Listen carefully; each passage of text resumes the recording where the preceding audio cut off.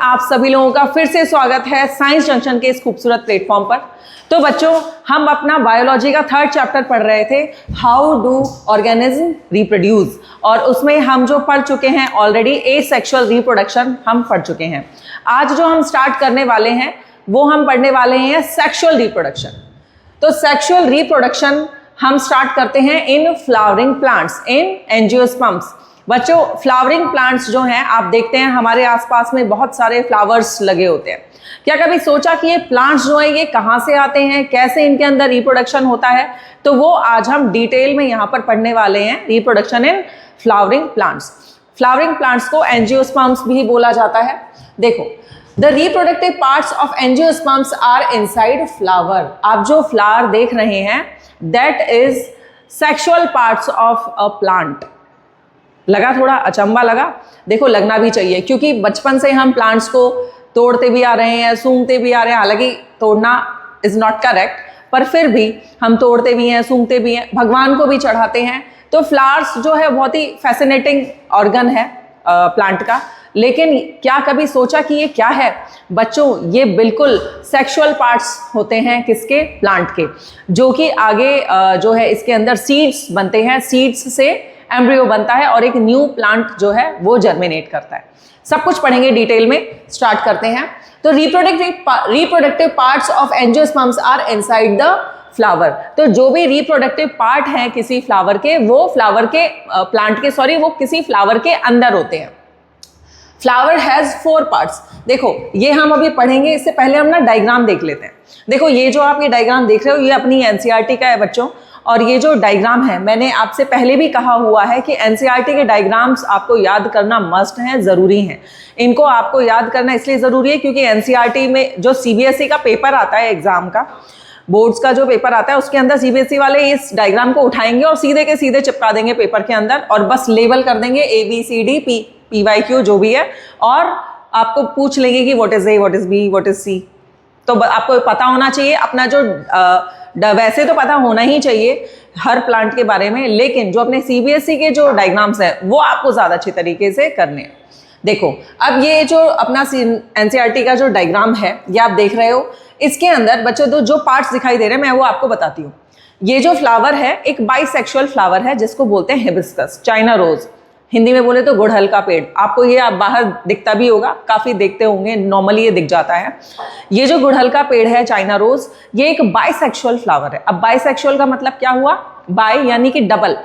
ये एक ऐसा फ्लावर है जिसके अंदर फीमेल रिप्रोडक्टिव पार्ट्स भी हैं और मेल रिप्रोडक्टिव पार्ट्स भी हैं। कैसे, वो अभी हम आगे डिस्कस करेंगे। तो हम पार्ट्स पढ़ रहे थे। यहाँ पे एक फ्लावर के अंदर बच्चों 4 पार्ट्स होता है, 4 parts are there. Which one? First is sepal. ये आपको दिख रहा है सेपल। सेपल क्या होते हैं बच्चों? सेपल किसी भी फ्लावर में, किसी भी प्लांट के नीचे जो है ग्रीन कलर की जो पत्तियां निकली रहती हैं, जैसे आप ये देख रहे हो ग्रीन कलर की जो पत्तियां निकली हुई हैं, ये सेपल्स होते हैं। ये क्यों अटैच होती हैं किसी फ्लावर से? क्योंकि जब फ्लावर बड की कंडीशन में होता है, जब वो बंद होता है, तो ये सेपल इसको कवर करके रखती हैं फॉर प्रोटेक्शन।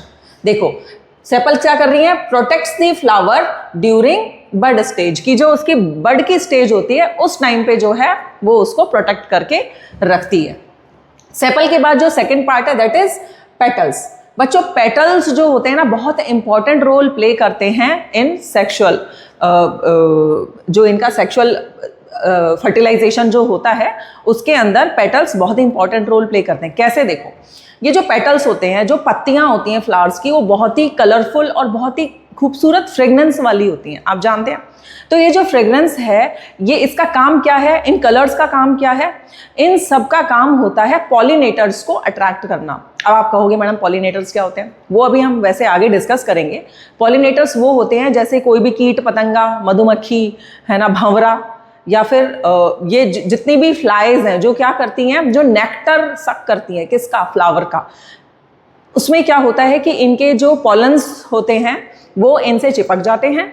और पॉलन्स क्या है, मेल गैमेट जो होते हैं वो पॉलन्स के अंदर होते हैं, वो पॉलन इनसे चिपक जाते हैं। और जब ये जो वो मधुमक्खी है वो किसी दूसरे फ्लावर के पास जाती है जहाँ पे उसकी ओवरी प्रेजेंट होती है फ्लावर की, तो वहाँ पे वो पॉलन को ट्रांसफर कर देती है। आई बात समझ में? तो हम ये भी जानते हैं कि फर्टिलाइजेशन क्या होता है, मेल और फीमेल गैमीट का फ्यूजन होता है, दैट इज फर्टिलाइजेशन। तो ट्रांसफर करने का काम जो कर रहा है वो मीडिएटर जो है वो क्या है, पॉलिनेटर्स है। ठीक है, तो ये जो पॉलिनेटर्स हैं ये पेटल्स को देख के, पत्तियों को देख के, उनकी फ्रेग्रेंस को स्मेल करके उसकी तरफ अट्रैक्ट होते हैं और पॉलिनेशन में हेल्प करते हैं। Colourful and strong fragrance to attract pollinators, pollinators को अट्रैक्ट करने के लिए ये कलरफुल होते हैं और इनमें स्ट्रॉन्ग फ्रेग्रेंस होती है। तो अभी जो हम पार्ट पढ़ रहे थे तो उसमें हमने पढ़ लिया है सेपल के बारे में और पेटल्स के बारे में, ये हम लोग पढ़ चुके हैं क्लियरली। थर्ड पार्ट जो है दैट इज स्टेमन। बच्चों स्टेमन क्या होता है? स्टेमन मेल रिप्रोडक्टिव पार्ट है, it's a mail reproductive part. इसके टू पार्ट्स होते हैं, एंथर एंड फिलामेंट। देखो ये आप जो देख रहे हो, अभी ये सेपल हो गया, पेटल हो गया, हमने ये दो चीजें पढ़ ली हैं। अभी आप ये देख रहे हो, ये येलो कलर की जो ये लाइंस जा रही हैं, थ्रेड लाइक स्ट्रक्चर्स, ये जो आप देख रहे हो, ये इतने सारे जो येलो कलर के थ्रेड्स हैं, ये क्या हैं? ये मेल रिप्रोडक्टिव पार्ट्स हैं इस फ्लावर के। वो दो पार्ट से मिलकर बना है, क्या क्या? एक तो ये जो ऊपर सोलन पार्ट आपको जो दिखाई दे रहा है, फूला हुआ सा पार्ट, दैट इज एंथर, वो क्या है? एंथर है। और जो ये आपको स्टॉक दिखाई दे रही है, tube like structure, this is filament. इन दोनों से मिलकर क्या बन रहा है? स्टेमन बन रहा है। अब आई बात समझ में कि स्टेमन क्या है? स्टेमन मेल रिप्रोडक्टिव पार्ट है जो दो चीजों से, दो पार्ट से मिलकर बन रहा है। First is anther and second is filament. ये बच्चों जो ये एंथर जो होता है ना, बैग लाइक स्ट्रक्चर, इसी के अंदर क्या होते हैं? पॉलन ग्रेन्स होते हैं। ठीक है, क्या होते हैं इसके अंदर? इन्हीं के अंदर पॉलन ग्रेन्स होते हैं। और जब ये पॉलन, ये जो सैक लाइक स्ट्रक्चर है एंथर, ये जब मैच्योर हो जाता है तो इसमें डेहिसेंस होता है। डेहिसेंस का मतलब ये फटता है, बर्स्ट होता है। तो क्या होता है फिर? इसके जो पॉलन ग्रेन्स है वो इससे निकलकर डिस्पर्स हो जाते हैं इनटू द एयर, या फिर ये जो पेटल्स हैं यहाँ पर चिपक जाते हैं। फिर क्या होता है? कोई पॉलिनेटर आएगा, है ना, यानी कि कोई बी आई, कोई मधुमक्खी, कोई भंवरा आया यहाँ नेक्टर सक करने के लिए, ठीक है, या उसकी खुशबू से अट्रैक्ट होके या कलर से अट्रैक्ट होके यहाँ पर आएगा। तो वो जैसे ही फ्लावर पे बैठेगा, उसके पैरों से या उसके पंखों पे ये पॉलन ग्रेन्स जो हैं वो क्या होंगे?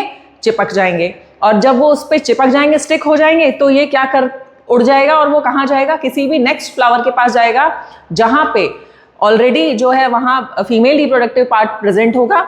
वहाँ पे वो जो ये पॉलन ग्रेन्स होते हैं, ये स्टिकी होते हैं, ये वहाँ पे चिपक जाएंगे। फिर क्या होगा? फिर फर्टिलाइजेशन होगा। आगे पढ़ेंगे कैसे, ठीक है। तो आई बात समझ में आपको कि एंथर और फिलामेंट दो पार्ट होते हैं, किसके? मेल रिप्रोडक्टिव ऑर्गन के।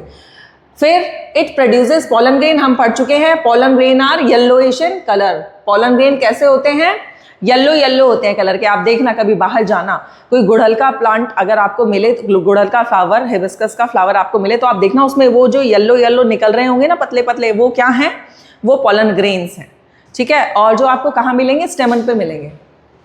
नेक्स्ट आ जाते हैं बच्चों, ये इसको बोलते हैं बच्चों एंड्रोशियम। मतलब टोटल जो स्टेमन है, जो बहुत सारे स्टेमन्स हैं मिलकर क्या बनाते हैं? एंड्रोशियम, यानी कि मेल रिप्रोडक्टिव पार्ट। और फीमेल रिप्रोडक्टिव पार्ट को बोलते हैं गाइनोशियम। गाइनोशियम यानी कि फीमेल रिप्रोडक्टिव पार्ट। इसके कितने पार्ट्स होते हैं? इसके भी 3 पार्ट्स होते हैं। कौन कौन से? देखो ये जो ऊपर वाला पार्ट आपको दिखाई दे रहा है बच्चों, ये क्या है? ये है स्टिग्मा। ये क्या है? स्टिग्मा।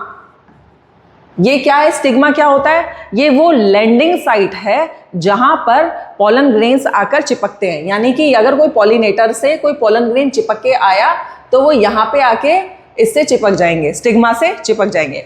फिर आता है इसका नेक्स्ट पार्ट, जिसको क्या बोलेंगे? स्टाइल। ये क्या है? फीमेल है ना, स्टाइल मारना तो इसका काम है, ठीक है। इसको क्या बोलेंगे? स्टाइल।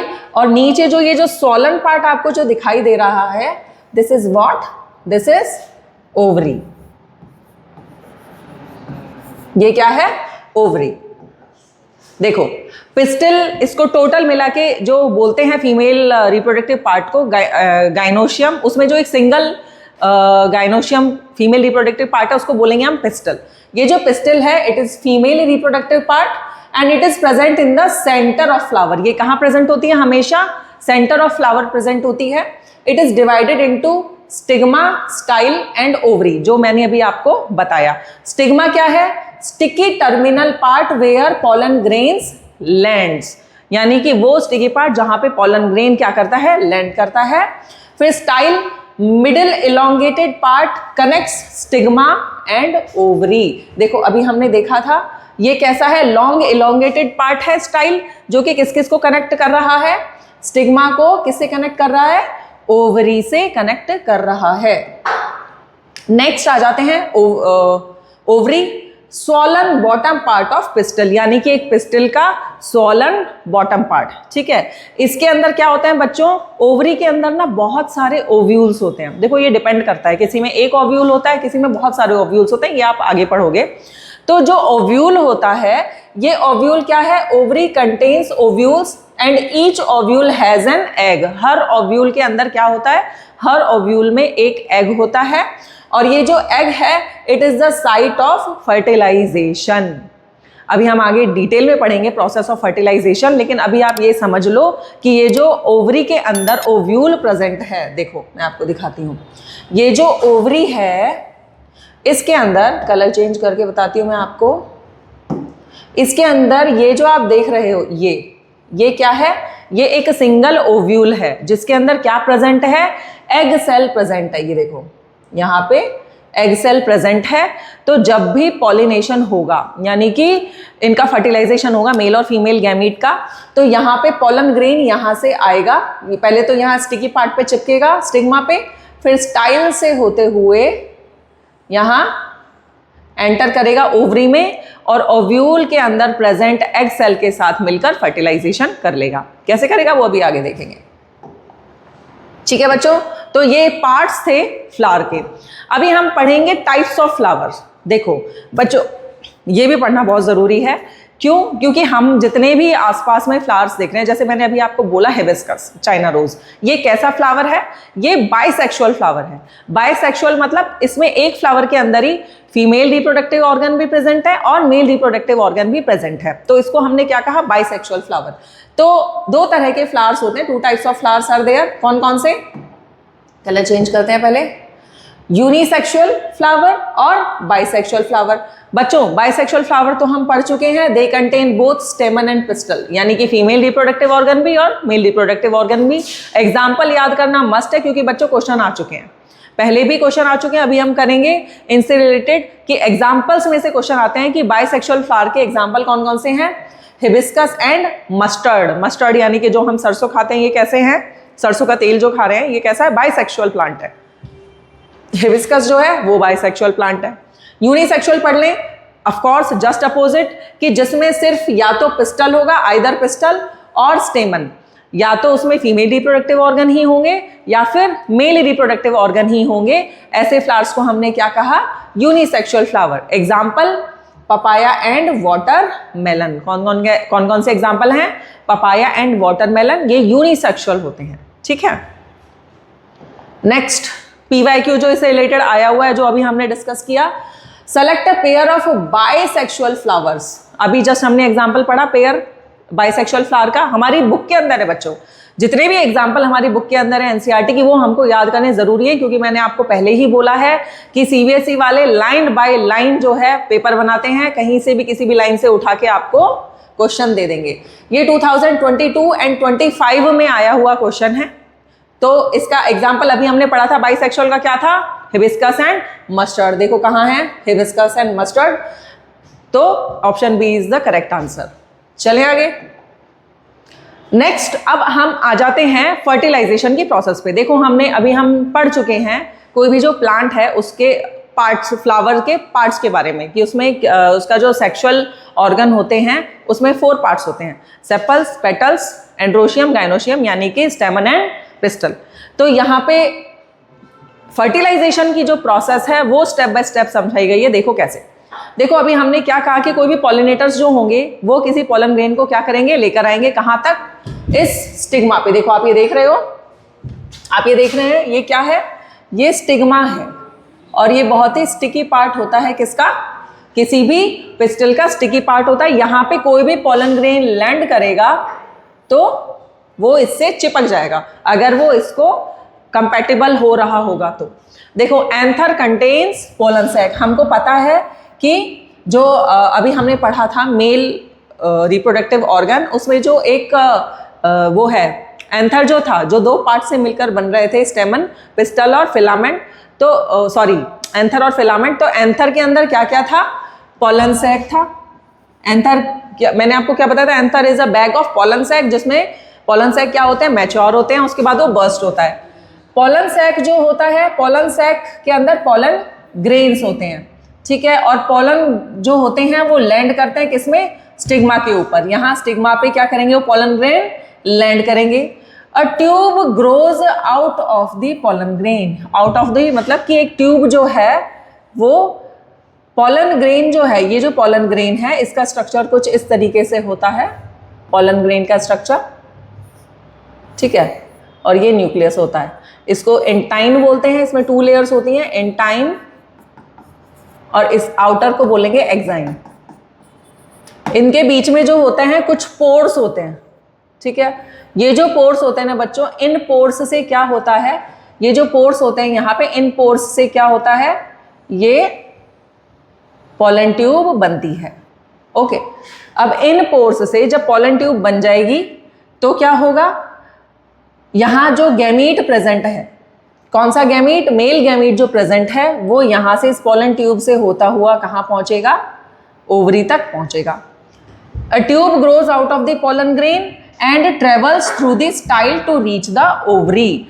ट्रेवल करेगा स्टाइल से होते हुए कहां पहुंचने के लिए, ओवरी तक पहुंचने के लिए। Male germ cell and female germ cell, जब इनका फ्यूजन होगा तो क्या होगा, फर्टिलाइजेशन, और जब फर्टिलाइजेशन होगा तो क्या बनेगा, जाइगोट, और जाइगोट के अंदर क्या होगा, एम्ब्रियो होगा। देखो ये जो आप देख रहे हो ये पार्ट क्या है बच्चों, ये पार्ट तो है ओवरी, और उसके अंदर ये जो एक सिंगल आप ये देख रहे हैं, ये क्या है, ये है ओव्यूल। क्या है ये है ओव्यूल, और इस ओव्यूल के अंदर क्या है, एग सेल प्रेजेंट है। ये रहा फीमेल जर्म सेल, जो ये इन्होंने मार्क कर रखा है एनसीईआरटी ने, ये क्या है, फीमेल जर्म सेल है। यहाँ पोलन ट्यूब से मेल जर्म सेल आएगा, मेल गैमीट आएगा, और यहाँ पे फ्यूजन हो जाएगा, और क्या होगा, फर्टिलाइजेशन होके जाइगोट बन जाएगा। तो ये क्या प्रोसेस थी, ये प्रोसेस थी फर्टिलाइजेशन की। अब आपको समझ में आ गया होगा। अब ये जो ओव्यूल है ना बच्चों, ये ओव्यूल डेवलप करता है अ टफ कोटिंग। इसके चारों तरफ क्या होती है, टफ कोटिंग। जो एक्साइन है ना, वो क्या है, वो एक टफ कोटिंग है। वो किसमें कन्वर्ट हो जाएगी, ओव्यूल, सॉरी देखो माय मिस्टेक, ये जो ओव्यूल है, ओव्यूल के बाहर की तरफ क्या होती है, एक टफ कोटिंग होती है। वो टफ कोटिंग ग्रेजुअली कन्वर्ट हो जाती है किसके अंदर, सीड के अंदर। जो हम बीज, हम जो भी कोई भी फ्रूट खा रहे हैं तो उसमें जो सीड निकल रहा है, वो जो टफ कोटिंग है वो क्या था, वो ओव्यूल था। वो ओव्यूल किस में कन्वर्ट हो गया, सीड में। और हम जो भी फ्रूट हम खा रहे हैं, क्या आपको पता है वो फ्रूट क्या है, वो फ्रूट फीमेल रिप्रोडक्टिव पार्ट है, फीमेल रिप्रोडक्टिव ऑर्गन है, यानी कि फीमेल की ओवरी है। हम जो भी फ्रूट खा रहे हैं, अब ऐसा मत करना कि अब फ्रूट खाना ही बंद कर दो, वो तो खाना बहुत ज़रूरी है, मस्ट है। लेकिन मैं आपकी इंफॉर्मेशन के लिए आपको बता रही हूँ कि जो भी फ्रूट आप खा रहे हैं, उसका जो पल्प आप खा रहे हैं, that is female ovary. Okay, और उसके अंदर जो बीज निकल रहे हैं, जो सीड्स निकल रहे हैं, वो क्या है, वो ओव्यूल है। और उस ओव्यूल के अंदर क्या होता है, जाइगोट होता है, एम्ब्रियो में कन्वर्ट होगा जो, ठीक है। The ovary grows rapidly and ripens to form a fruit. बच्चों ये इंपॉर्टेंट क्वेश्चन है, ये इस साल भी आया था, जो मैं अभी आपको बाद में करवाऊंगी, कि ओव्यूल किस में कन्वर्ट होता है, ओवरी किस में कन्वर्ट होती है, और जाइगोट किस में कन्वर्ट होता है, ये आपको पता होना चाहिए। The petals, sepals, stamen, style and stigma में श्रिवल एंड फॉल ऑफ। ये क्या हो जाते हैं, सिकुड़ जाते हैं, और क्या हो जाते हैं, गिर जाते हैं, झड़ जाते हैं। ये क्वेश्चन इस बार आया था, मैं लास्ट में आपको ये क्वेश्चन करवाऊंगी, 26 में ये क्वेश्चन आया था। तो बच्चों आपको समझ में आ गया होगा, नहीं तो आप ऐसे भी समझ सकते हैं। जाइगोट जो है वो किस में कन्वर्ट हो जाएगा, एम्ब्रियो के अंदर। ओव्यूल जो है वो किस में कन्वर्ट हो जाएगा, अभी हमने पढ़ा सीड के अंदर। और जो ओवरी है वो किस में कन्वर्ट हो जाएगी, फ्रूट के अंदर। आधे आधे एक एक नंबर के ये क्वेश्चन आए थे। ये कुछ डायग्राम्स हैं जो आपको समझाने के लिए लेके आई थी, पर ये मैं आपको ऑलरेडी समझा चुकी हूं।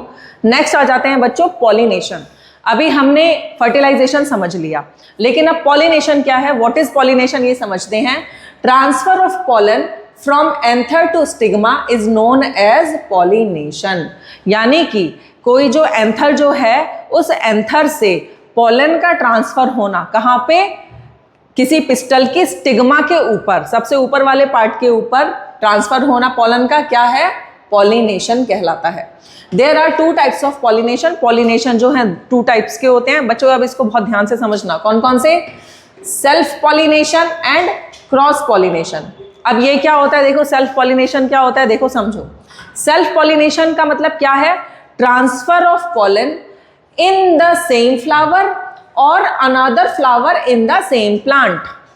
अब आप समझना, देखो इसके लिए मैं आपको ना एक डायग्राम बना के दिखाती हूँ कि ये एक प्लांट है जिसमें यहाँ पे क्या हो रहा है, यहाँ पे एक फ्लावर है, ठीक है, और यहाँ पे एक फ्लावर है।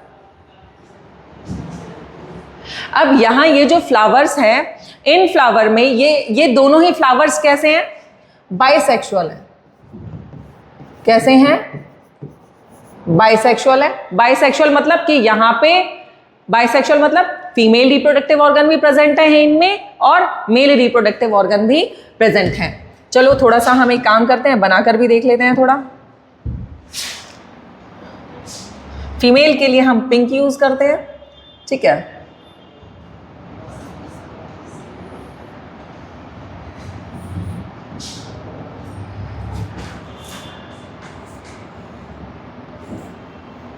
और मेल के लिए हम येलो यूज कर लेते हैं, क्योंकि हमको पता है कि एंथर कैसे होते हैं, एंथर येलो कलर के होते हैं।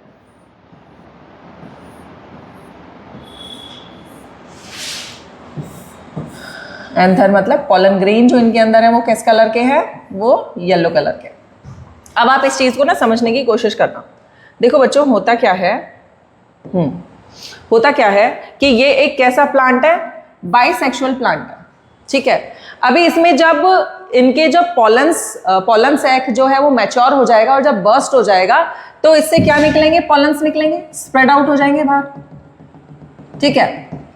तो ऐसा पॉलिनेशन, पहली चीज की पॉलिनेशन क्या है कि इन एंथर्स से पॉलन ग्रेन्स का कहाँ लैंड करना, किसी फीमेल ऑर्गन के स्टिग्मा पे लैंड करना, ठीक है। ये क्या है, पॉलिनेशन है। अभी ये हो सकता है बच्चों कि ये जो बाइसेक्सुअल फ्लावर है इसके अंदर ये जो पॉलिनेशन हो रहा है वो सेम फ्लावर में हो रहा है, यानी कि इसके जो पॉलन ग्रेन्स हैं वो अपने ही फ्लावर के स्टिग्मा के ऊपर लैंड कर रहे हो, ठीक है। जब ये बर्स्ट हुआ तो हो सकता है कि हवा के झोंके के साथ, विंड के साथ ये जो पॉलन ग्रेन है ये कहाँ पे आ गए, इस स्टिग्मा पे लैंड कर गए, ठीक है। तो भी क्या होगा, तो भी ये सेल्फ पॉलिनेशन होगा। क्या होगा, सेल्फ पॉलिनेशन, है ना। और ऐसा भी हो सकता है कि ये वाले जो पॉलन ग्रेन्स हैं वो बर्स्ट हो गए हवा के साथ ही या फिर किसी पॉलिनेटर के साथ, कहाँ लैंड किए, अपने ही प्लांट के दूसरे फ्लावर के स्टिग्मा पे। आई बात समझ में, यानी कि प्लांट सेम है, फ्लावर सेम भी हो सकता है और फ्लावर डिफरेंट भी हो सकता है। इतनी बात समझ में आई। तो जब भी ये दोनों प्रोसेस जहां पे भी हो जाएंगी तो वो चीज किसकी कैटेगरी में आएगी, सेल्फ पॉलिनेशन की कैटेगरी में आएगी। यानी कि प्लांट सेम है, चाहे वो अपने ही फ्लावर के अंदर फर्टिलाइजेशन हो रहा हो, पॉलिनेशन हो रहा हो, या फिर दूसरे फ्लावर के अंदर पॉलिनेशन हो रहा हो। आई बात समझ में। तो ट्रांसफर ऑफ पॉलन, अब दोबारा से पढ़ना, क्या है self pollination, transfer of pollen in the same flower और another flower in the same plant. आई बात समझ में, प्लांट सेम है, फ्लावर अलग भी हो सकता है और सेम भी हो सकता है, इसको बोलेंगे हम सेल्फ पॉलिनेशन। क्लियर। नेक्स्ट चलते हैं क्रॉस पॉलिनेशन। क्रॉस पॉलिनेशन अब सीधी सी बात है, जहां पे दो अलग अलग प्लांट होंगे, ठीक है, क्रॉस पॉलिनेशन का मतलब क्या है, दो अलग अलग प्लांट होंगे और transfer of pollen from one flower to another flower of a different plant. यानी कि यहाँ पे फ्लावर, देखो अब थोड़ा ना दिमाग लगाना, सॉरी, यहां पर क्या होगा, यहां पे फ्लावर बाइसेक्सुअल भी हो सकता है और यूनिसेक्सुअल भी हो सकता है, लेकिन यूनिसेक्सुअल, अब दिमाग लगाने की जरूरत है, देखो कंसेप्ट बेस्ड क्वेश्चन है। यहां पे मैंने एक दूसरा प्लांट बनाया है, ठीक है, इसका क्या है, इसका फ्लावर है और इसके फ्लावर का गाइनोशियम हम बनाते हैं पिंक कलर से,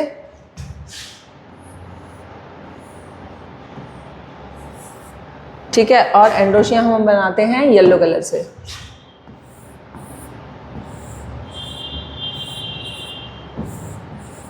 तो यहां पे क्या हुआ बच्चों, देखो कि ये एक दूसरा प्लांट है और ये एक दूसरा प्लांट है। ये भी हो सकता है कि ये यूनिसेक्सुअल हो, अभी तो मैंने बाइसेक्सुअल ही बनाया है। कभी भी पॉलिनेशन जब दो प्लांट्स के बीच में हो रहा हो, चाहे वो यूनिसेक्सुअल हो चाहे वो बाइसेक्सुअल हो, जब दो प्लांट्स के बीच में हो रहा हो तो ऐसे पॉलिनेशन को हम क्या कहेंगे, यानी कि ये वाली जो स्टिग्मा है इसके ऊपर ये वाला एंथर जो है उसके पॉलन ग्रेन्स लैंड करें, या फिर इस वाली स्टिग्मा पे इस वाले एंथर के पॉलन ग्रेन्स लैंड करें, तो इस टाइप के पॉलिनेशन को क्या कहा, क्रॉस पॉलिनेशन। यानी कि transfer of pollen from one flower to another flower of different plants. अब आई बात समझ में, अब मुझे लगता है आपको ये चीज क्लियर हो गई होगी, सेल्फ पॉलिनेशन और क्रॉस पॉलिनेशन। अब आ जाते हैं agents of pollination. Agents of pollination क्या होंगे, यानी कि वो पॉलिनेशन एजेंट्स, जैसे कि विंड के थ्रू भी ये ट्रांसफर हो सकता है कि हवा का झोंका आया और ये चले गए, एंड वाटर के थ्रू भी हो सकता है, यानी कि कभी जो एक्वेटिक प्लांट्स होते हैं उनमें तो कोई वो तो आएगा नहीं, कोई मधुमक्खी तो घुसेगी नहीं वाटर के अंदर, ठीक है, तो क्या होगा, पानी की वेव्स जो है वो पॉलन ग्रेन्स को फीमेल पार्ट तक लेके जाते हैं, तो वो क्या हो जाएगा, वाटर के थ्रू पॉलिनेशन हो जाएगा। और एनिमल्स के थ्रू, यानी कि जो हमने बात करी, मधुमक्खी हुई, भंवरा हुआ, ठीक है, इंसेक्ट्स हुए, ये क्या करेंगे, ये क्या होते हैं, ये एजेंट्स ऑफ पॉलिनेशन होते हैं, यानी कि इनको और भी क्या कहा जाता है, पॉलिनेटर्स, जो विंड के थ्रू भी हो सकता है, वाटर के थ्रू भी हो सकता है और एजेंट्स एनिमल्स के थ्रू भी हो सकता है। सिग्निफिकेंस ऑफ क्रॉस पॉलिनेशन, अभी ना ये क्वेश्चन देखो बच्चों आते हैं, ऐसे ही क्वेश्चन आते हैं कि फायदा क्या है क्रॉस पॉलिनेशन का। अब ना थोड़ा सा दिमाग लगाना, कॉन्सेप्ट बेस्ड क्वेश्चन ही आते हैं, आप कॉम्पिटेंसी बेस्ड क्वेश्चन। देखो बच्चों, जब सेल्फ पॉलिनेशन होगा तो डीएनए सेम है, क्योंकि फ्लावर भी सेम है, जेनेटिक मटेरियल सेम है, ठीक है, तो जब जेनेटिक मटेरियल सेम रहेगा तो किसी तरह के वेरिएशंस आने के चांसेस नहीं होंगे। ये जो सेल्स न्यू बनेंगी वो कैसी होंगी, आइडेंटिकल टू मदर सेल होंगी, पेरेंट सेल होंगी, ठीक है। लेकिन यहाँ क्रॉस पॉलिनेशन में सीधी सी बात है, दो अलग पेरेंट्स होंगे, दो अलग तरह के डीएनए मिलेंगे, और जब दो अलग तरह के डीएनए मिलेंगे तो वेरिएशंस आने के चांसेस होंगे, और वेरिएशन जो है इट लीड्स टू इवोल्यूशन। ये हम ऑलरेडी लास्ट चैप्टर में, अपने लास्ट लेक्चर में पढ़ चुके थे। Cross pollination is better for survival of species. जब इवोल्यूशन होगा तो सर्वाइवल ऑफ स्पीशीज होना तय होगा। याद करो जब मैंने आपको बताया था, बैक्टीरिया जो हैं, एक बैक्टीरिया जो है 10 to 15 डिग्री सेल्सियस में रह सकता है, फिर उसमें जब चेंजेस आए, उसमें जब इवोल्यूशन हुआ तो उसके जो ऑफस्प्रिंग्स हैं वो 20 to 25 डिग्री सेल्सियस में रहने लग गए टेम्परेचर में। उसके बाद जो उनके ऑफस्प्रिंग्स आए वो 30 डिग्री सेल्सियस में रहने के लिए कंपैटिबल हो गए। तो ग्लोबल वार्मिंग में कौन से बैक्टीरियाज जिए, कौन से सर्वाइव किए, जो 30 डिग्री सेल्सियस में रहने के लायक थे, जिन्होंने अपनी कैपेसिटी इतनी बना ली थी, अपने आप को इतना इवॉल्व कर लिया था। तो इवोल्यूशन जो है वो वेरिएशंस की वजह से ही आता है और स्पीशीज की सर्वाइवल के लिए बेटर है। It mixes genes from two different plants creating more variations, ज्यादा वेरिएशंस आएंगे, which help a plant to adapt and survive better in changing environment. जैसे जैसे एनवायरमेंट चेंज होगा बेटर वो है जो क्या करेंगे, अडेप्ट करते चले जाएंगे। तो ये significance of cross pollination is important. Question PYQ देखो, part of a flower which attracts insects for pollination. कौन सा पार्ट है जो पॉलिनेशन के लिए अट्रैक्ट करता है, अभी हमने बात करी थी, डिस्कस किया था। पेटल्स एंड सेपल्स, ना जी ना, सेपल्स तो नहीं होते। एंथर एंड स्टिग्मा वो तो फीमेल रिप्रोडक्टिव पार्ट है, मेल रिप्रोडक्टिव पार्ट है, तो क्या होगा, petals only. Yes madam, petals only, C is the option, sepal तो है ही नहीं कहीं पे। The correct true statement for a bisexual flower is are they possess both stamen and pistil. देखो अब आपको ये बताना है कि कोई बाइसेक्सुअल फ्लावर है, उसके लिए कोई ट्रू स्टेटमेंट बताना है। बाइसेक्सुअल फ्लावर है तो यानी कि इसके अंदर स्टेमन भी होगा और पिस्टल भी होगा, बिल्कुल सही बात है। They possess either stamen pistil, नहीं।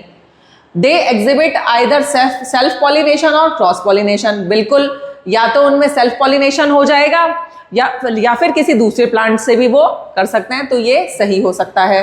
They exhibit only self pollination, गलत। तो हमारे दो स्टेटमेंट्स हैं जो करेक्ट है, 1 and 3, तो C is the correct option. कब कब आया हुआ है बच्चों, 14, 22, 23, 24 में ये क्वेश्चन आया हुआ है। 25, 26 में ऐसा कोई क्वेश्चन आया नहीं है, तो 27 में आने के चांसेस हैं। अब बात करते हैं जर्मिनेशन की। देखो जर्मिनेशन क्या होता है बच्चों, कोई भी जो सीड है, कोई भी जो बीज है, सीड है, उसको अगर आप जमीन में, सॉइल में सॉ कर दोगे तो क्या होगा, वो प्लांट बन जाएगा। बिल्कुल मैडम, हमने सुना है किसी को बीज को आप बो दो जमीन में तो वो प्लांट बन जाता है। अब ये जो प्लांट बन रहा है, इसी प्रोसेस को हम क्या बोलेंगे, germination. The seed contains the future plant. ये जो सीड है आप ये देख रहे हो, आप घर में आप लोग खाते हो, चना खाते हो, राजमा खाते हो, छोले खाते हो, आपने देखा है जो छोले होते हैं उनमें एक छोटा सा छेद होता है, ठीक है। ये जो छेद होता है ना बच्चों, इसी छेद से क्या होते हैं, इसके प्लूमूल और रेडिकल बाहर निकलते हैं। और ये जो इसके ये जो दो आप ये देख रहे हैं, ये कवर्स से जो है इनको क्या क्या बोलते हैं, कॉटिलेडॉन। क्या बोलते हैं, कॉटिलेडॉन। और ये जो कॉटिलेडॉन जो होते हैं वो ही क्या होते हैं, उस एम्ब्रियो के फूड का जो है, फूड स्टोर करने का काम करते हैं। यहाँ से दो जो हैं थ्रेड लाइक स्ट्रक्चर्स निकलते हैं। हमने देखा है मम्मी कभी जो है मूंग हुआ, चने हुए, इनको भिगो के रखती है, तो आप देखते हैं कि 1-2 दिन बाद उनके अंदर से व्हाइट कलर के जो रेशे से निकलने लग जाते हैं। ये जो व्हाइट कलर के रेशे हैं ये क्या हैं बच्चों, ये 2 रेशे निकलते हैं, उसमें जो ऊपर की तरफ जाएगा उसको बोलेंगे प्लूमूल, जिससे क्या बनेगा, उससे बनेगा शूट। शूट यानी कि लीफ, स्टेम, ये सब बनेगा। और जो नीचे की तरफ जाएगा उसे बोलते हैं रेडिकल। रेडिकल से क्या बनेगा, रूट बनेगा।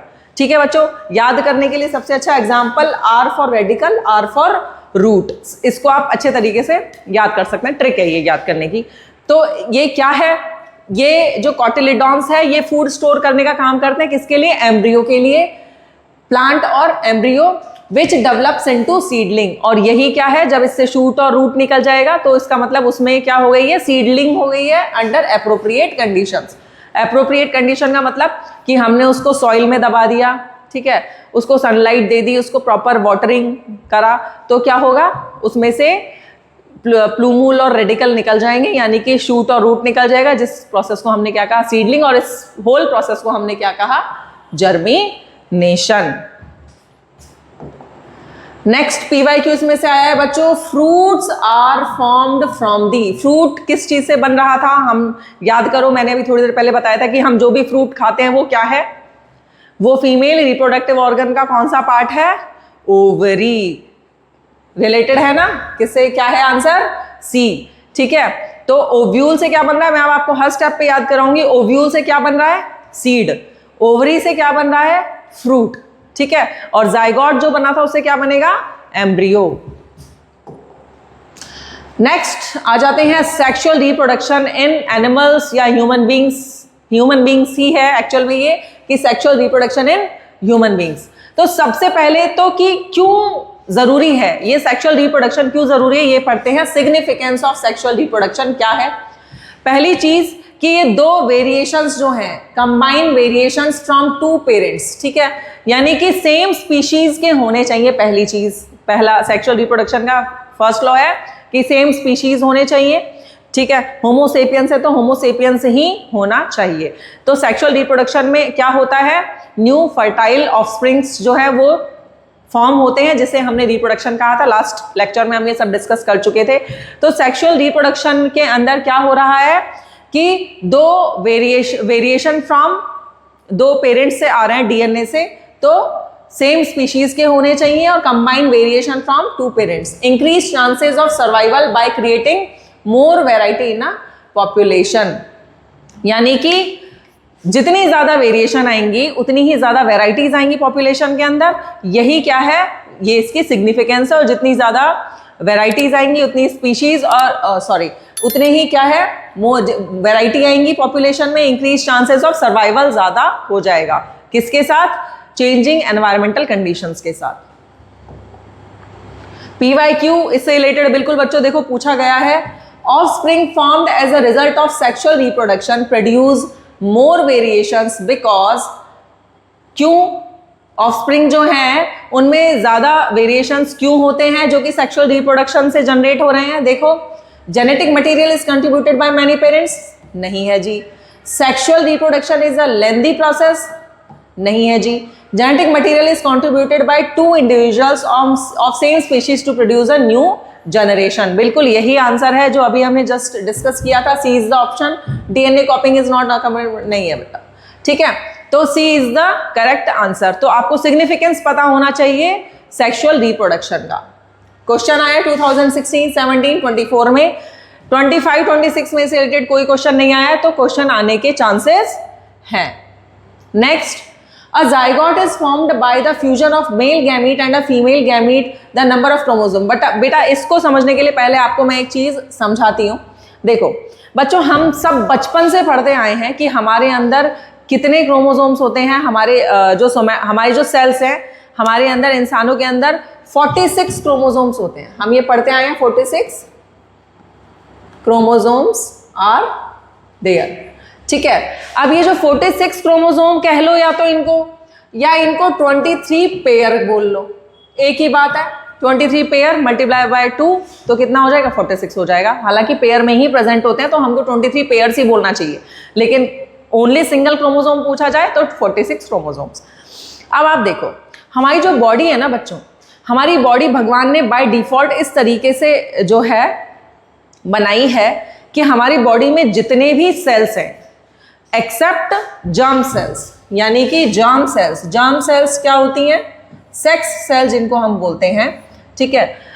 जर्म सेल्स के अलावा हमारी बॉडी में जितनी भी सेल्स हैं उन्हें हम बोलते हैं सोमैटिक सेल्स। क्या बोलते हैं? Somatic cells. ये जो सोमैटिक सेल्स हैं बच्चों, हमने 9th क्लास में पढ़ा था, 2 तरह के डिविजन्स होते हैं, माइटोसिस एंड मियोसिस।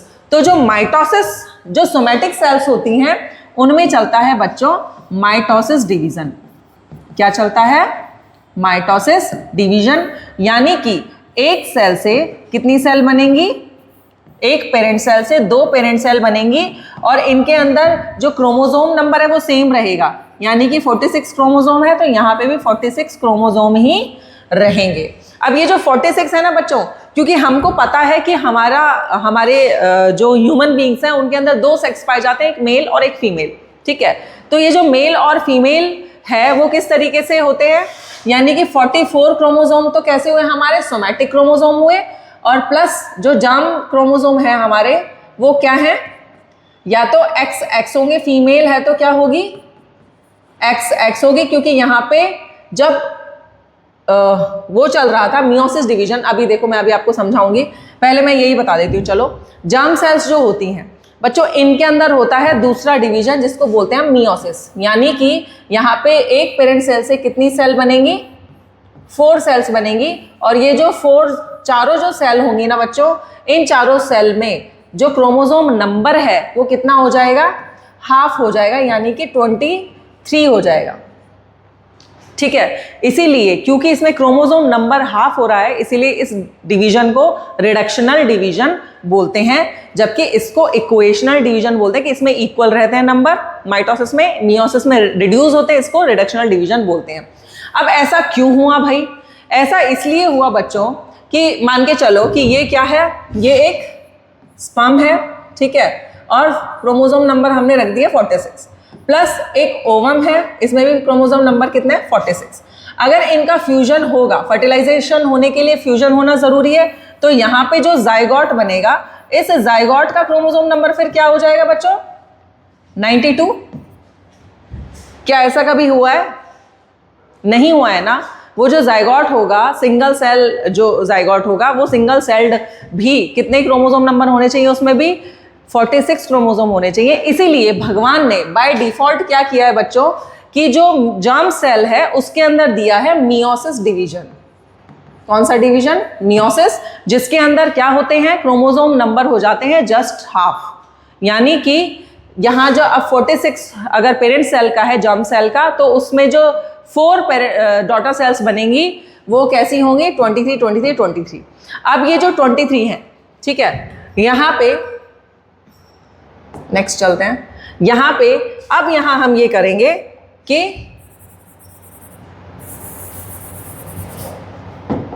यहाँ पे अब ये 23 पेयर्स, यहाँ 23 क्रोमोसोम यहाँ है, 23 क्रोमोसोम यहाँ है, तब जाके यहाँ पे जो जाइगोट होगा उसमें 46 क्रोमोसोम्स प्रेजेंट होंगे।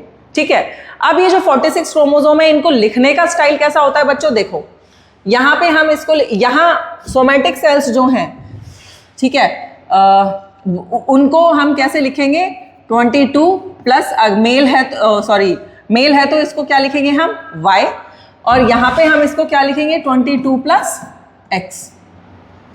ठीक है, तभी तो ये 23 बने, क्योंकि ये कैसे है? सोमैटिक सेल है और ये सोमैटिक क्रोमोसोम है, और ये किससे रिलेटेड है? हमारा जर्म सेल से रिलेटेड है। ठीक है, क्योंकि मेल हम पढ़ते आए हैं, मेल कैरी करता है Y क्रोमोसोम, और Y क्रोमोसोम जब X से मिलता है तो मेल ऑफस्प्रिंग पैदा होता है, जबकि X अगर ये X से मिलता है तो इसके X से मिलेगा तो क्या होगा? फीमेल जो है वो ऑफस्प्रिंग पैदा होगी। तो इसके दो तरह के कॉम्बिनेशंस हो सकते हैं, या तो 22 प्लस X या फिर 22 प्लस Y। तो 50% चांसेस होते हैं कि मेल गैमीट हो और 50% चांस होते हैं कि फीमेल गैमीट हो। ठीक है, लेकिन फीमेल का जो एग होता है उसमें 100% क्या होता है? 22 प्लस X क्रोमोसोम होता है। इसको इस तरीके से लिखा जाता है। तो जब कोई जाइगोट बनेगा तो वो जाइगोट या तो अगर इस X से X मिलेगा, ठीक है, फीमेल के X से मेल का X मिलेगा, तो ये जाइगोट क्या बनेगा? 44 प्लस XX बनेगा, या फिर फीमेल का X मेल के Y से मिलेगा तो क्या बनेगा? 44 प्लस XY बनेगा, यानी कि मेल बनेगा। ये होगा तो क्या होगी? फीमेल, और ये होगा तो क्या होगा? मेल होगा। तो इसको लिखने का जो तरीका है वो आपको पता होना चाहिए कि कैसे लिखते हैं। अब करते हैं PYQ। A zygote is formed by the fusion of a male gamete and a female gamete. The number of chromosomes in the zygote. अभी तो इसमें बस क्या पूछा जा रहा है कि जाइगोट के अंदर नंबर ऑफ क्रोमोसोम्स कितने हैं। तो बच्चों हमको पता है, अभी हमने देखा जाइगोट में कितने नंबर ऑफ क्रोमोसोम्स थे बच्चों? 46। ठीक है, कब कब आया हुआ है? 2016, 18, 20 और 24 में ये क्वेश्चन आया हुआ है। नेक्स्ट PYQ क्या है? इन एन एंजियो, अच्छा ये देखो, ये अभी 2026 का क्वेश्चन है जो मैं आप लोगों के लिए लेकर आई हूं।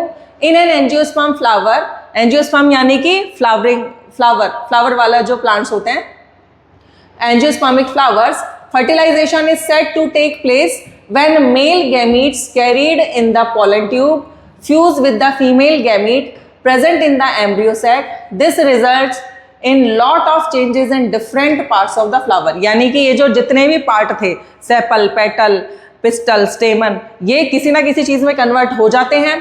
स्टेट द चेंजेस, कौन कौन से, मतलब अब ये वही कन्वर्जन वाला चीज है, यानी कि जो जाइगोट था वो किसमें कन्वर्ट हो रहा था बच्चों? एम्ब्रियो में। देखो अब हम इसका तीसरी चौथी बार रिवीजन कर रहे हैं। जाइगोट किस में कन्वर्ट हो रहा था? एम्ब्रियो में। ओव्यूल किस में कन्वर्ट हो रहा था बच्चों? सीड में। ओवरी किस में कन्वर्ट हो रही थी? फ्रूट में। सेपल्स क्या हो रहे थे? फेल ऑफ, वो गिर रहे थे। डिफाइन जर्मिनेशन, ये नेक्स्ट है, तो जर्मिनेशन की डेफिनेशन हम देख चुके हैं। ठीक है बच्चों, तो ये 2026 का क्वेश्चन है। रिप्रोडक्शन इन ह्यूमन बींग्स पढ़ लेते हैं। देखो बच्चों, बच्चा जब पैदा होता है 5 साल का होता है, धीरे धीरे 6, 7, 8 साल का होता है, 10 साल तक का हो जाता है। क्या वो रिप्रोड्यूस कर सकता है? क्या वो रिप्रोडक्शन कर सकता है? नहीं कर सकता है। क्यों? क्योंकि उस समय बॉडी सिर्फ उसकी ओवरऑल ग्रोथ पे जो है फोकस कर रही होती है कि उसकी ओवरऑल ग्रोथ जो है वो अच्छे से हो जाए। और जब उसकी ओवरऑल ग्रोथ हो जाती है तो एक टाइम पीरियड ऐसा आता है जब बॉडी को लगता है कि अब इसका सारा न्यूट्रिशन अब जो उसमें दे चुके हैं, अब इसके सेक्सुअल पार्ट्स को, सेकेंडरी सेक्सुअल कैरेक्टर्स को इंप्रूव करने में लगाते हैं। वो एनर्जी फिर डाइवर्ट हो जाती है ओवरऑल बॉडी ग्रोथ से सेक्सुअल मैच्योरिटी पे।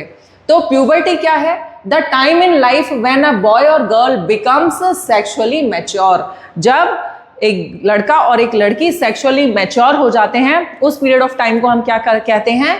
प्यूबर्टी कहते हैं। Puberty hits boys and girls around age of 12 to 15। कब आती है बच्चों में प्यूबर्टी? करीब 12 से 15 साल के बीच में प्यूबर्टी आ जाती है। हालांकि ये रेंज ऊपर नीचे हो सकता है according to their physical appearance. Some changes are seen in their body. उनकी बॉडी के अंदर बहुत सारे चेंजेस जो हैं वो देखने को मिलते हैं, क्योंकि उनके सेकेंडरी सेक्सुअल कैरेक्टर्स जो हैं, उन चेंजेस को हम क्या कहेंगे? सेकेंडरी सेक्सुअल कैरेक्टर्स वो एनहांस होने लग जाते हैं। क्या है? देखो, वो चेंजेस जो प्यूबर्टी के दौरान आते हैं गर्ल्स में और बॉयज में, वो देख लेते हैं। देखो, मेल्स में क्या होता है? थिक हेयर्स ग्रो करने लग जाते हैं आर्मपिट्स एंड जेनाइटल एरिया, यानी कि आर्मपिट्स और जेनाइटल एरिया में थिक हेयर्स आने लग जाते हैं। Thin hairs on legs, arms and face, बल्कि फेस पे भी क्या आने लग जाते हैं? फेस, लेग्स, आर्म्स पे थिन हेयर आने लग जाते हैं। Thick hair growth on the face, face के ऊपर थिक हेयर्स होने लग जाते हैं। हैवी पिच ऑफ वॉइस, उनकी आवाज़ भारी होने लग जाती है। मेल और फीमेल की आवाज़ में डिफरेंस होता है। मेल की जो आवाज़ है वो भारी होने लग जाती है। Private part becomes enlarge and erect, जो प्राइवेट पार्ट्स होते हैं पेनिस, वो लार्ज और इरेक्ट होने लग जाता है। फीमेल्स के अंदर क्या चेंजेस आ रहे हैं? Thick hairs growing in armpits and genital area, ये सेम है। Thin hairs on legs, arms and face, ये भी सेम है। Breast size begins to increase, female की ब्रेस्ट साइज क्या है? इंक्रीज होने लग जाती है। मेंस्ट्रुएशन साइकिल स्टार्ट्स, अब मेंस्ट्रुएशन क्या है वो अभी हम आगे डिटेल में पढ़ेंगे। मेंस्ट्रुएशन साइकिल स्टार्ट हो जाता है फीमेल्स के अंदर। तो ये कुछ सेकेंडरी सेक्सुअल कैरेक्टर्स थे मेल्स और फीमेल्स के। अब आ जाते हैं हम मेल रिप्रोडक्टिव सिस्टम के अंदर। बच्चों, मेल रिप्रोडक्टिव सिस्टम में हम पढ़ेंगे मेल रिप्रोडक्टिव पार्ट्स के बारे में। The male reproductive system is located in the pelvis region out of the body. Pelvis region में प्रेजेंट होता है बॉडी के बाहर। Testes are primary sex organ. बच्चों देखो, ये स्टार मार्क कर लेना, बहुत ही इंपॉर्टेंट क्वेश्चन है, पूछा जा सकता है। What are the primary sex organ in male reproductive system? तो आपका आंसर क्या होगा? Testes are primary sex organ in males where sperms and germ cells are produced. वहां क्या हो रहा है? स्पर्म्स या फिर जर्म सेल क्या हो रहे हैं? प्रोड्यूस हो रहे हैं। The testes are situated outside the abdominal cavity within a pouch called scrotum। बच्चों देखो, ये भी इंपॉर्टेंट है, ठीक है। क्या है इसके अंदर? क्या पूछ रहे हैं? क्या पूछ रहे हैं इसके अंदर कि स्क्रोटम क्या है? स्क्रोटम, ठीक है। ये जो स्क्रोटम है, ये स्क्रोटम क्या है? ये एक पाउच है जिसके अंदर टेस्टीज प्रेजेंट होते हैं। और टेस्टीज क्या है? हमारे प्राइमरी सेक्स ऑर्गन है। किसका? मेल रिप्रोडक्टिव सिस्टम का। तो वो जो टेस्टीज हैं वो outside the abdominal cavity present होते हैं इन अ पाउच, स्क्रोटम के अंदर।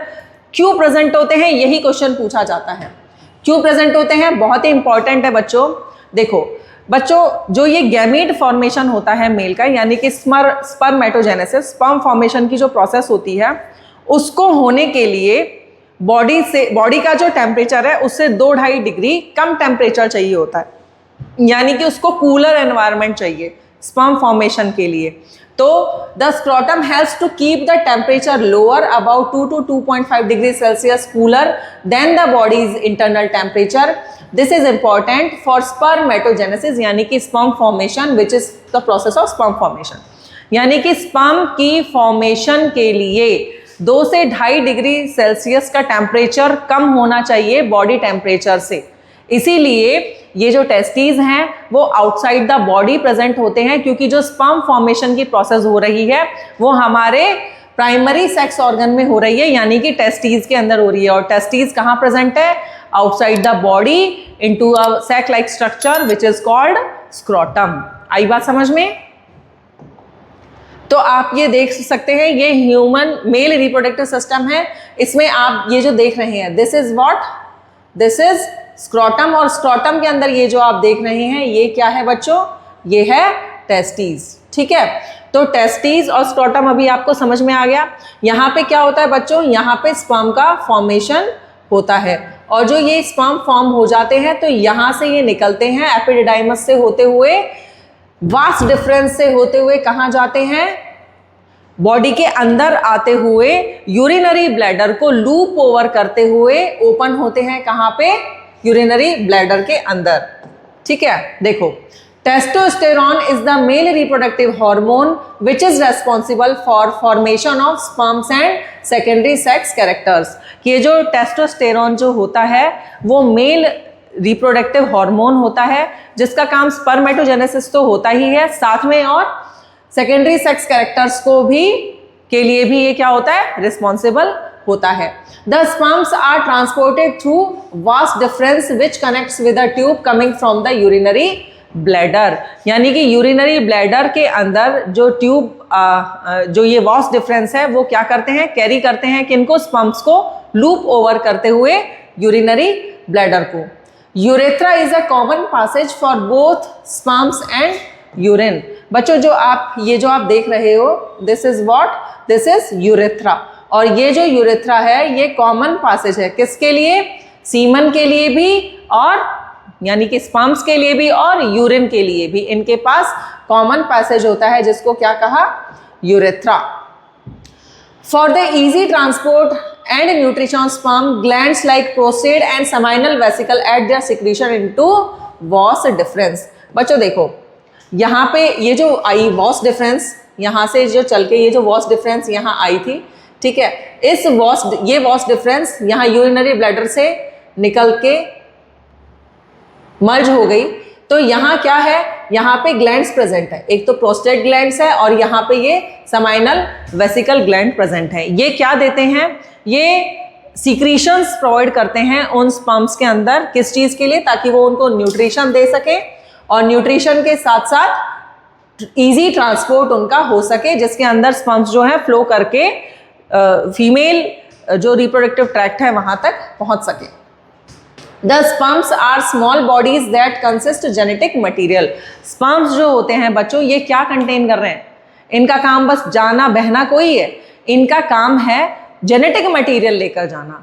स्पर्म्स के पास क्या होते हैं? जेनेटिक मटेरियल प्रेजेंट होता है, जीन्स, डीएनए प्रेजेंट होते हैं जो कैरेक्टर्स को ट्रांसफर कर रहे होते हैं। कहाँ तक?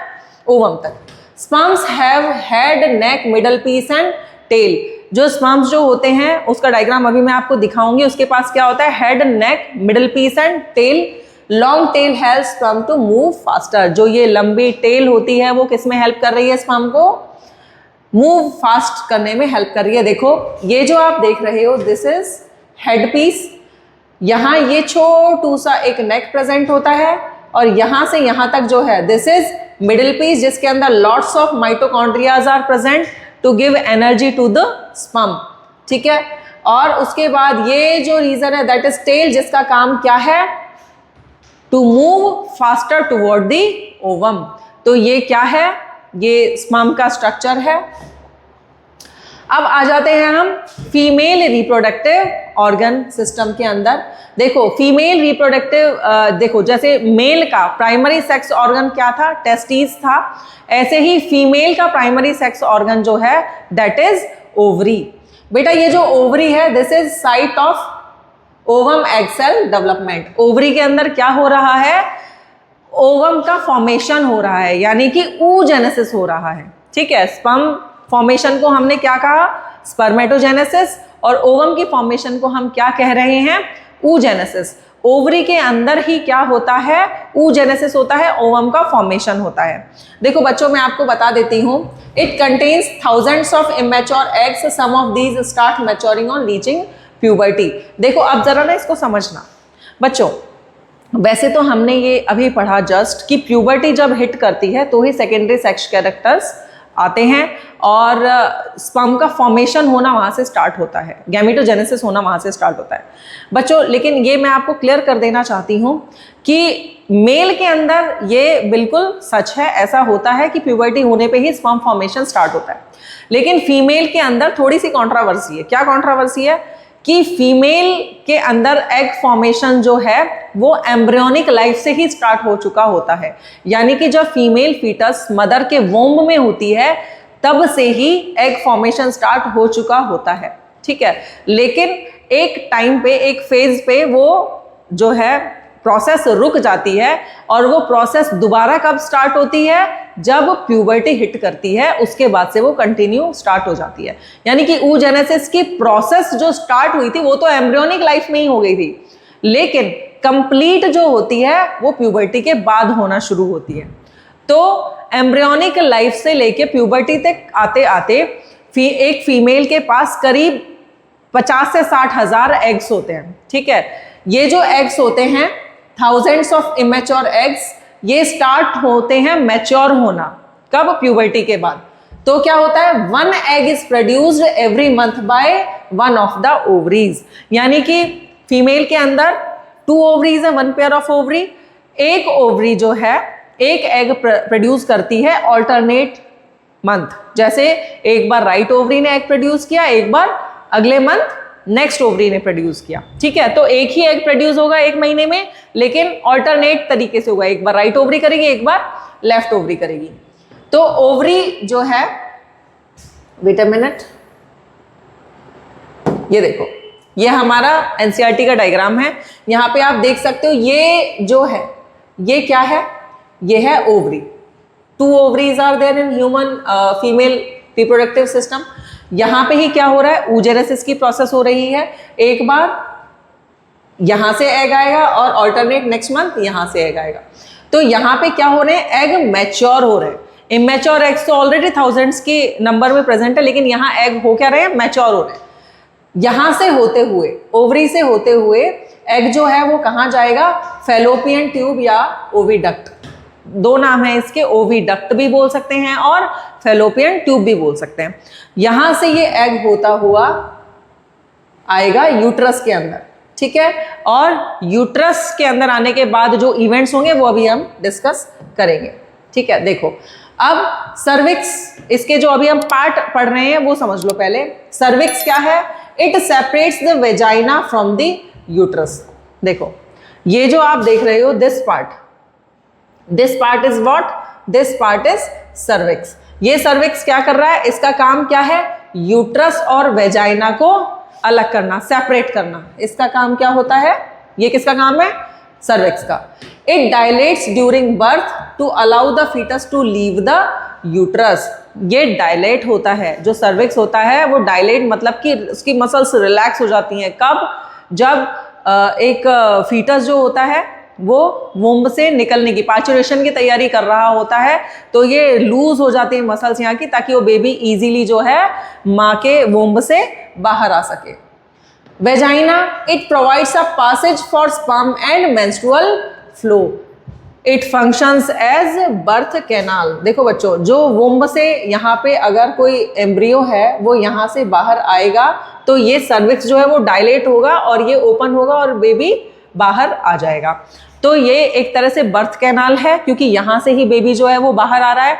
दूसरी चीज, यहाँ पे क्या होगा, यहाँ ये क्या प्रोवाइड कर रहा है, प्लेटफॉर्म प्रोवाइड कर रहा है किस किस के लिए, स्पर्म एंड ओवम के फ्यूजन के लिए, ठीक है। एक प्लेटफॉर्म प्रोवाइड कर रहा है, क्या लिखा है, पैसेज प्रोवाइड कर रहा है for sperm and menstrual flow. जो मेंस्ट्रुअल फ्लो भी होगा वो भी इसी सर्विक्स, इसी वेजाइना के थ्रू बाहर आएगा। वो सब अभी हम आगे डिस्कस करेंगे, ठीक है। अब आ जाते हैं प्रोसेस ऑफ फर्टिलाइजेशन पे। देखो फर्टिलाइजेशन क्या है, हम ऑलरेडी प्लांट के उसमें पढ़ चुके हैं, मेल के पर्सपेक्टिव में, सॉरी एनिमल्स, ह्यूमन बींग्स के पर्सपेक्टिव में हम पढ़ते हैं व्हाट इज फर्टिलाइजेशन।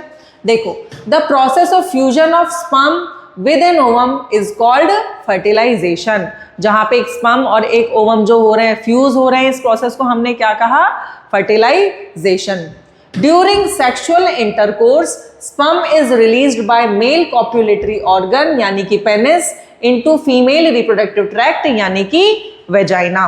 कि यहाँ फर्टिलाइजेशन में क्या होता है कि स्पर्म जो है उसको जो है इंटरकोर्स के थ्रू रिलीज किया जाता है, कहाँ पे? फीमेल रिप्रोडक्टिव ट्रैक्ट के अंदर। दी मोटाइल स्पर्म, अभी हमने देखा था कि स्पर्म को मोटिलिटी किससे मिल रही थी, वो किससे फास्ट मूव कर रहा था? उसकी टेल के through. The motile sperm swim through the cervix, cervix से होता हुआ एंटर्स इनटू दी ओविडक्ट, जो फैलोपियन ट्यूब है उसमें एंटर करता है, वेयर दे में encounter the egg and fertilization occurs. अब जरा इसको समझना क्या होता है यहां पे। एक सेकेंड, मैं इसको इरेज कर देती हूं।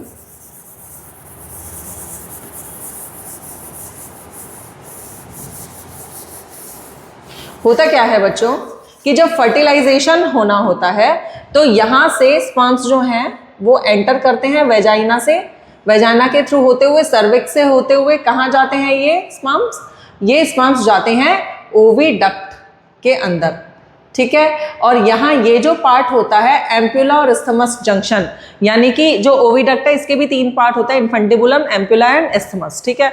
तो यहाँ जो फर्टिलाइजेशन की साइट होती है वो क्या होती है? एम्प्यूला इस्थमिक जंक्शन, यानी वैसे कह सकते हैं एम्प्यूला जो होती है वो इसकी फर्टिलाइजेशन की साइट होती है।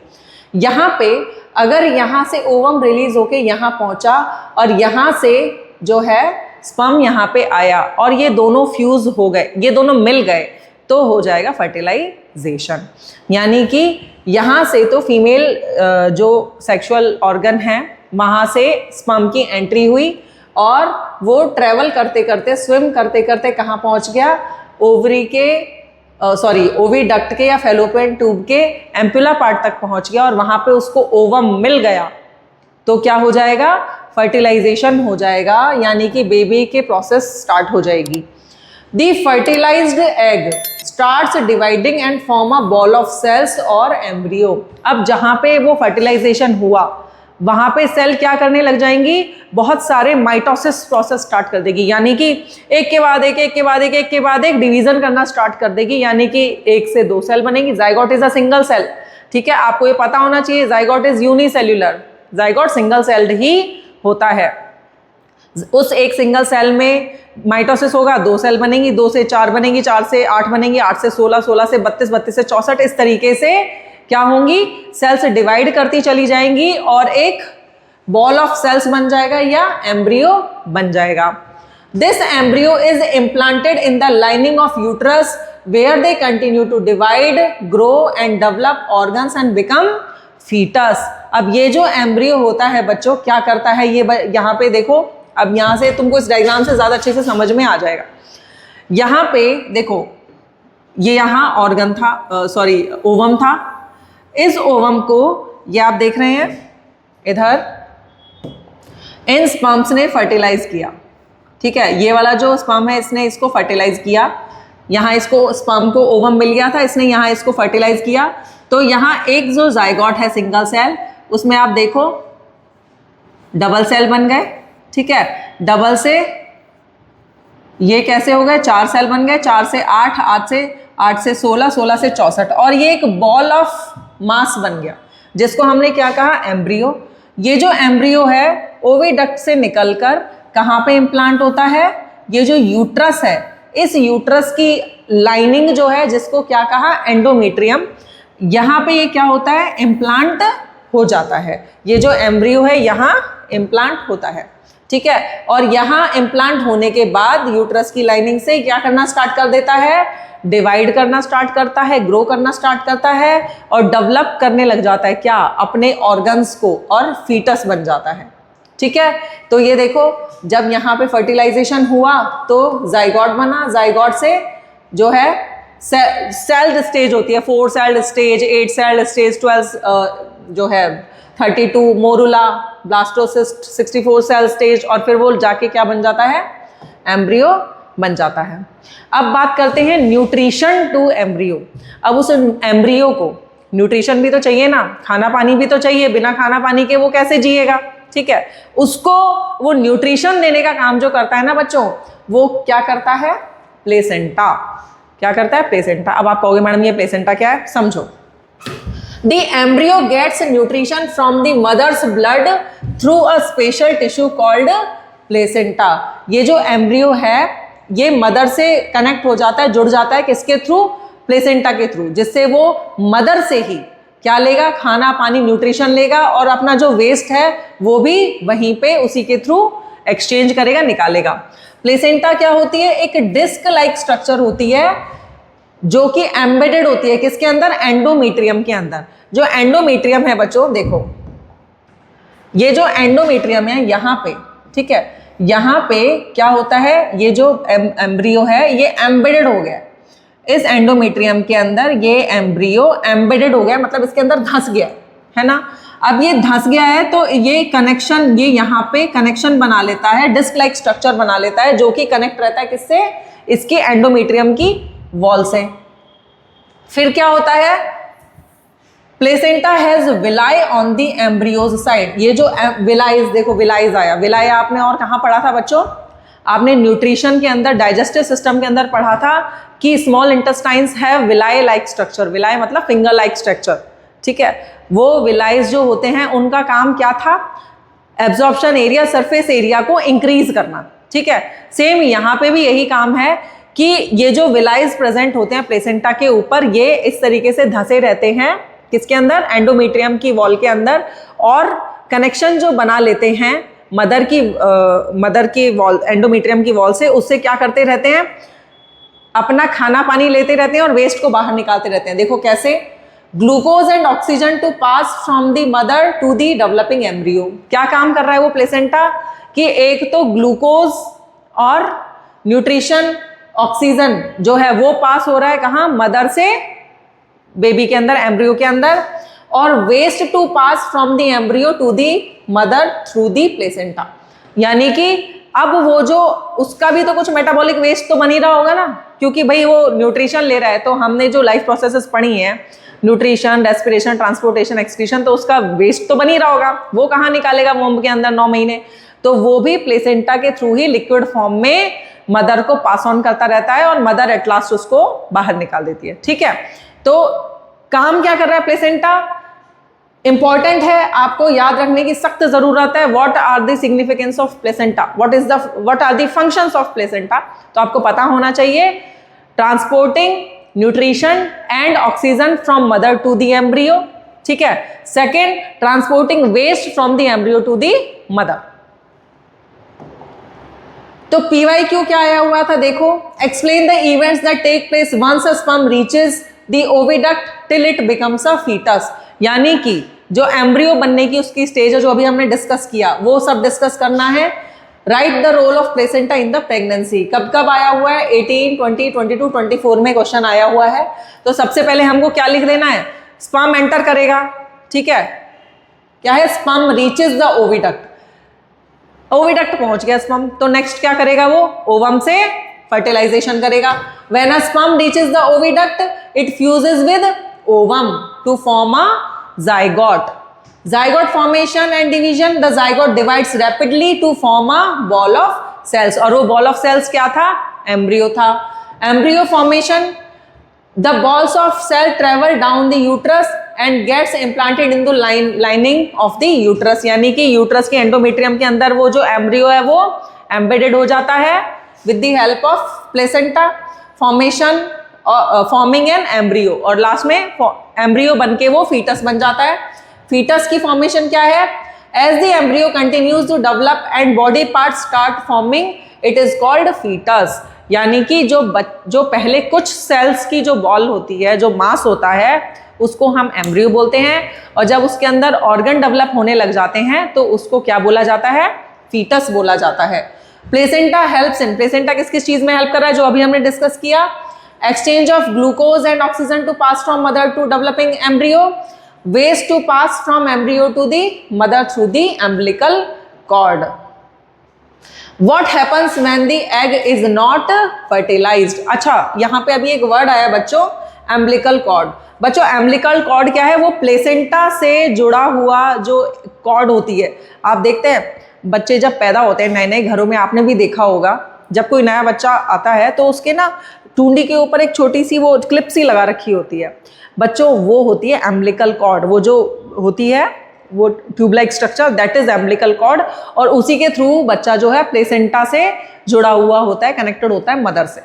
ठीक है, उसको कट करके ही क्या होता है, बच्चे की अपनी खुद की लाइफ प्रोसेसेस स्टार्ट होती हैं, उसको कट करने के बाद ही। अदरवाइज तब तक, जब तक वो कट नहीं होती है तब तक वो पूरा का पूरा डिपेंडेंट होता है अपनी मदर के ऊपर। तो अम्बिलिकल कॉर्ड क्या है? कनेक्शन का काम करती है। What happens when the egg is not fertilized? क्या होगा अगर एग फर्टिलाइज नहीं होगा? देखो बच्चों, अभी तक हमने ये पढ़ा कि स्पर्म की एंट्री हुई फीमेल रिप्रोडक्टिव ट्रैक्ट में और वहां पे ओवम मिल गया, फर्टिलाइजेशन हुआ, जायगोट बन गया।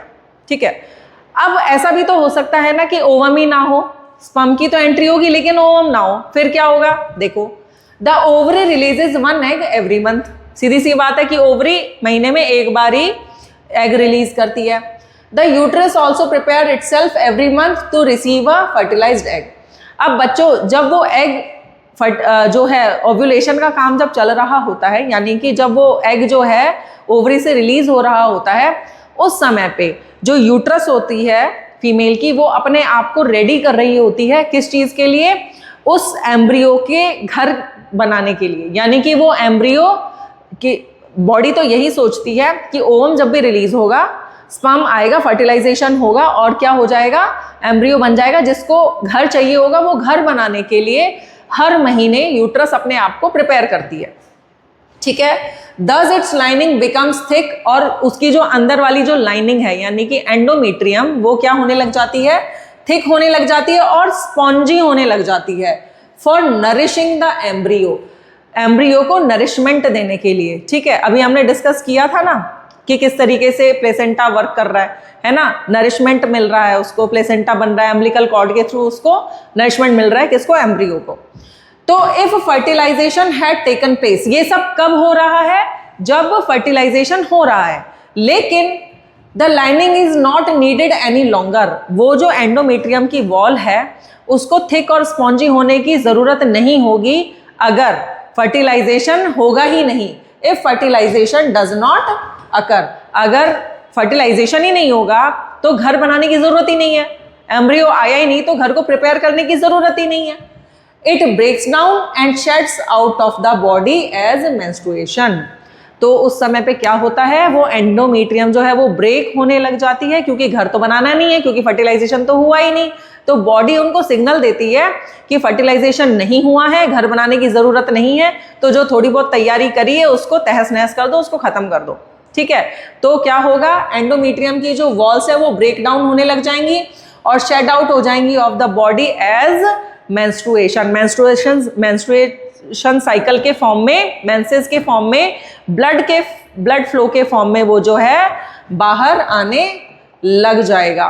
ठीक है, तो ये बिल्कुल सेम वही है कि menstruation is the monthly process in which the uterus shades it's lining along with blood through the vagina.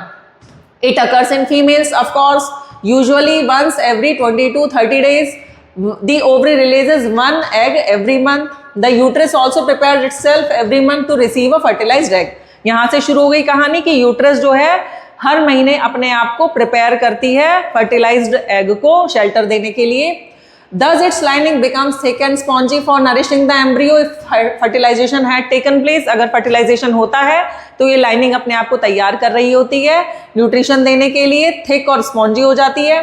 But fertilization does not occur, this thick lining of uterus breaks and bleeding occurs. लेकिन अगर fertilisation नहीं होता है तो ये जो endometrium wall है ये ब्रेक डाउन हो जाती है और ब्लीडिंग होती है, वो मेंस्ट्रुअल फ्लो के फॉर्म में बाहर आने लग जाती है। बिगिनिंग ऑफ मेंस्ट्रुएशन, ये इंपॉर्टेंट है बच्चों, जब लड़की को प्यूबर्टी हिट करती है और उसको फर्स्ट मेंस्ट्रुएशन होता है तो उस प्रोसेस को बोलते हैं मेनार्क। और जब अराउंड 45 to 50 एज के आसपास मेंस्ट्रुएशन होना जब बंद हो जाता है, उसके एग्स जब खत्म हो जाते हैं, मेंस्ट्रुएशन होना बंद हो जाता है, तो उस प्रोसेस को बोलते हैं मीनोपॉज। ये दोनों ही बहुत ही इंपॉर्टेंट टर्म्स हैं, आप लोगों को याद होने चाहिए, क्वेश्चन पूछा जाता है। तो ये देखो इस तरीके से क्या होता है कि ये जो एक ओवरी है, ओवरी की थिक लाइनिंग जो है, ये जब फर्टिलाइजेशन नहीं होता है तो ये शेड होने लग जाती है और मेंस्ट्रुअल फ्लो के फॉर्म में बॉडी से बाहर आने लग जाती है और ब्लीडिंग होती है। ठीक है बच्चों।